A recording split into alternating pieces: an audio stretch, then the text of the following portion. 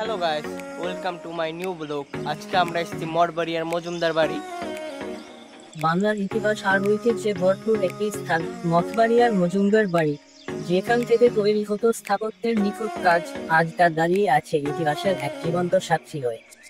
আজকের ভিডিওতে চলুন ঘুরে আসি পিরোজপুর জেলার মঠবাড়িয়ার এই ঐতিহ্যবাহী মজুমদার বাড়ি থেকে।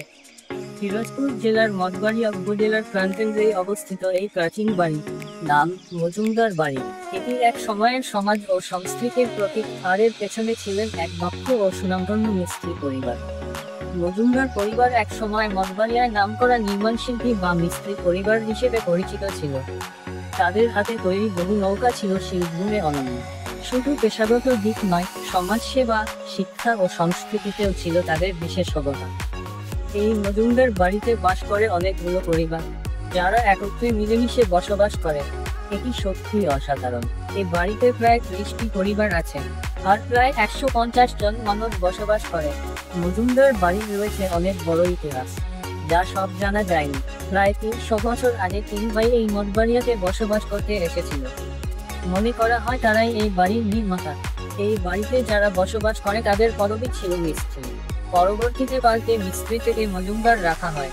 মজুমদার বাড়িতে ঢুকতে প্রথমেই আছে একটা বড় পুকুর, যেটা প্রায় 100 বছরের পুরানো। পুকুরের পাশে রয়েছে নানা ধরনের ফুল গাছ, যা দেখতে সুন্দর লাগে। পুকুরের চারপাশে রয়েছে অনেকগুলো মঠ।